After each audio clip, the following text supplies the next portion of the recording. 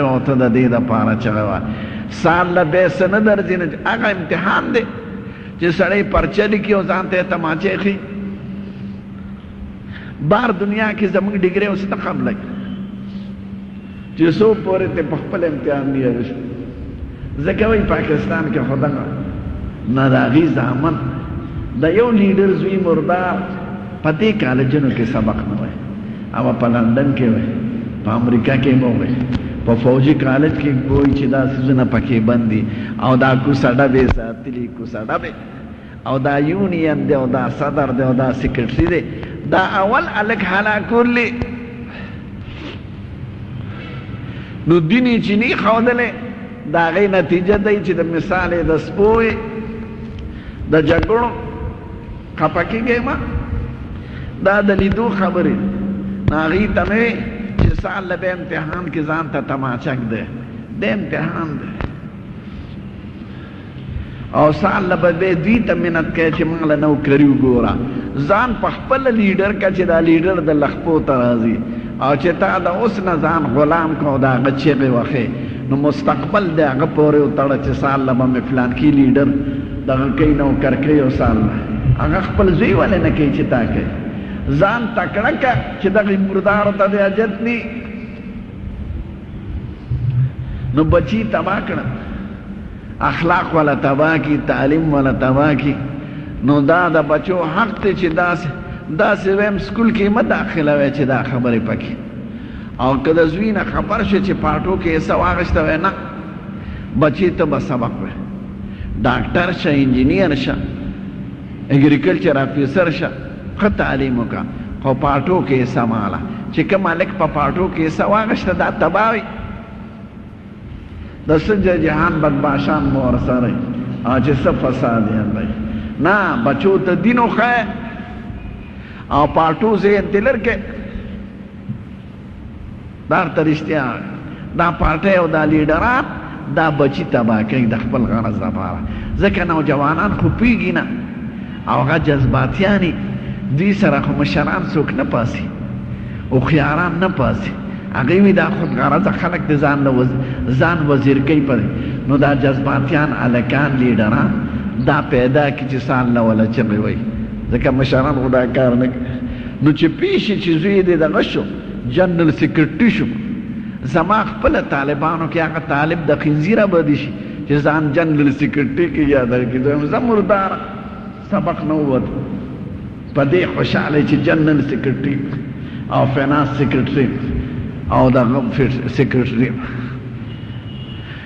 نه د بچو تعلیم او د دین زیات ضرورت دی حضور پاک له یو سړی راغی وی صاحب زوی مې نافرماني کوي او کنزل راته کوي او وایي مې اوس په کوي وی خط یې راونه چې راوسته ای بچی د مور پلار څومره حق دی خلک مور پلار وایي کنزلې ورته کوي سپکوي وی صاحب د بچیم څه حق شته که نه وی او وی څه حق یې دی وی مور به وله خشته مور ګوري یعنې د ښکلې نسب نوم به وله ښکلی ږدي دین به ورته ښایي وی صاحب زما دی پلار د سن یو توره وینځه کړې وه په 400 روپۍ اخیستې وه زه د هغې نه پیدا یم چې نه اخلاق زده و نه تعلیم زده و او چې پیدا شم نوم یې راله جعل ایښی دی جعل ګونګټ ته وایي او نر خاپیرک ته او یو کلمې د دین نه ته نه ده ښودلی نو عمر صاحب هغه پلار ته پکار شو چې دا خو ټول نقصان ستا دی تا د ده حق پوره کړی دی نو دی به تا وایي او ټکوي نه جو علم نومی ګونګټ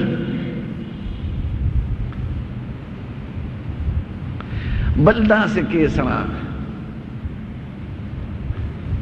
زوی او پلار جګړه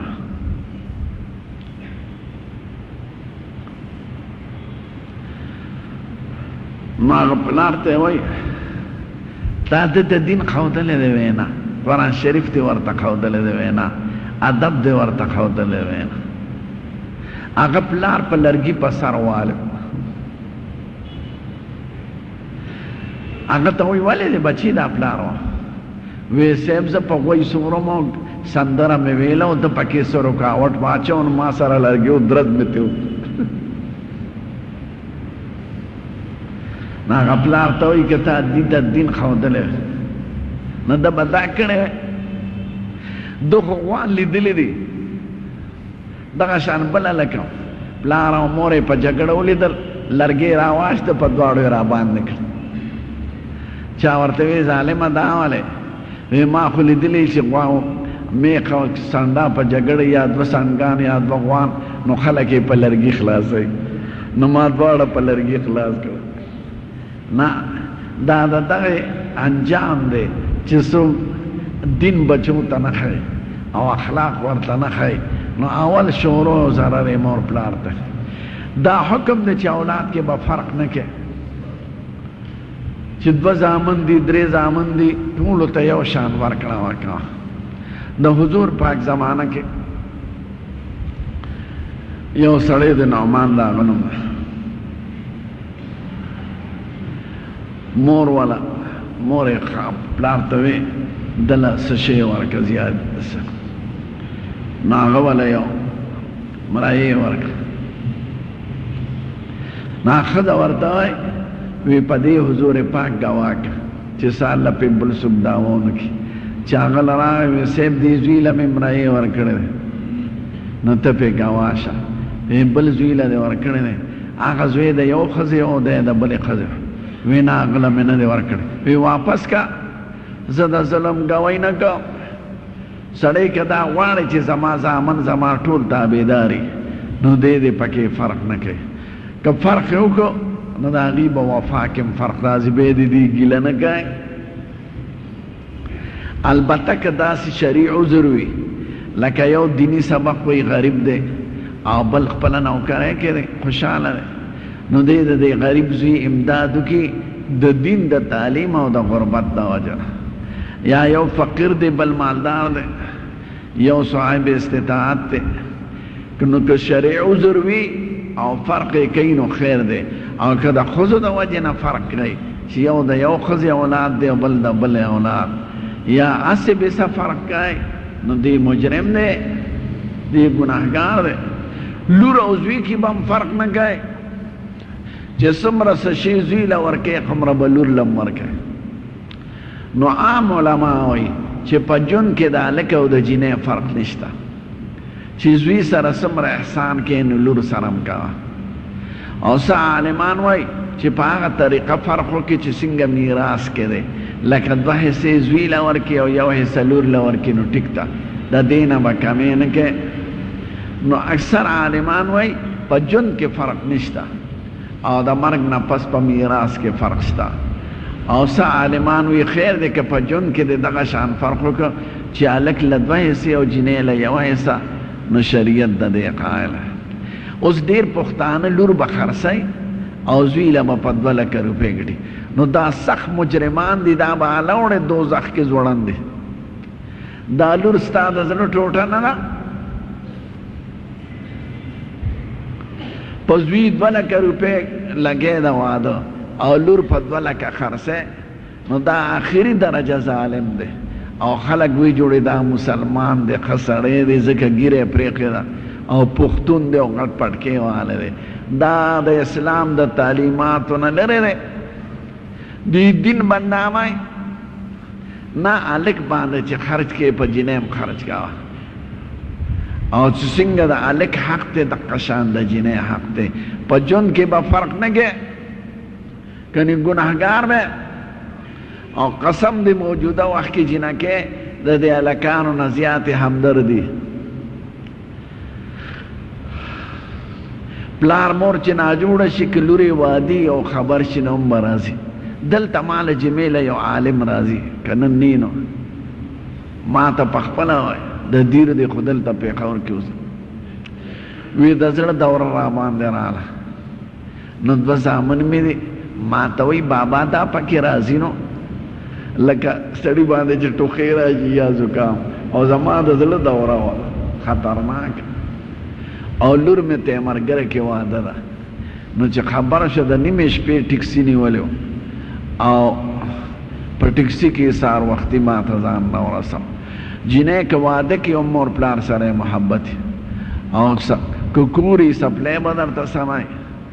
چای به درته ږدي خدمت به دې ږدي او هلک له خو چې وادو کې ټوپۍ په مازدیګر کېږي که ورته ویې چې بچي نو هغه به درته وایي چې زه اوس په خپله پلار یم ما ته بچی مه وایه نو د دې هلکانو نه موجوده وخت کې یقینا جینکۍ تې په سلچنده کړي پښتنو جینکۍ کرکټیانې شوي نه دي او هلکان کرکټیانې فټبالیانې شوي نه دي سګرټ نسکي نسوار نسکي سینماګانو له به دومره نه ځي لکه هلکان چې دي نو چې هلک سره احسان کې نو لور سره م احسان وکړه که نه لور خو ستا د زړه ټوټه ده نو چې څوک په هلک خرچ کوي او لور خرڅای دا د جهان وحشي قوم دی او د اسلام نه لرې دي نو د بچو دا حق دی چې نوم به وله ښکلی ږدی عقیقه به یې کوی په 9 ورځ په 14 ورځ په 21 ورځ او که پاتې شوي خیر دې رسته وکړه او بیا به ورته دیني تعلیم او کلمه ښه او حقونه به ورته ښه بیا د دنیا د خبرو فکر کوه نو تعلیم هم ضروري دی او بیا د هغه د واده چې اولاد د کمزوري نو واده په پلار مور نه دی خو چې غریبي یا کمزوري نو احسان په شکل ولا واده وکړه هلک له د جینۍ خرچه تر واده پورې په پلار ده او د هلک خرچه د واده پورې نه ده د بالغ کېدو پورې ده چې بالغ شي خپله نوکري خپل کار کولی شي په مور پلار یې خرچ نشته خو دا خو ورسره احسان کوي چې زما د زوی روزګار نشته نو راشه احسان ورسره وکړه کنی د واده حق شرعان د هلک په مور پلار نشته دا واده ورسره احسان کوي نو چې هلک سره احسان کوي جینۍ سره هم د احسان وکړه او د جینۍ خرچه تر واده پورې پتا ده ځکه خو نو کار نشي کولی نو چې ته څنګه د اولاد حق ساتې نو هغه به هم ستا تابعدار بعضې څیزونه فایدې او نقصان سړي ته په دنیا کې ښودلی کېږي د مور پلار په خدمت او په خوشحالۍ د دې فایده دنیا کې سړي ته رسي آخرت خو لا پاتې دی او د مور پلار په ازارولو او خفه کولو نقصان دته په دنیا کې رسي او دارنګې د اولاد مسله چې اولاد کې دی د هغې د تعلیم او تربیت فکر وکړي د هغې فایده په دنیا کې رسي او نقصان هم په دنیا کې رسي که دا تعلیم نه کړي درود شریف ووایه اللهم صل علی سیدنا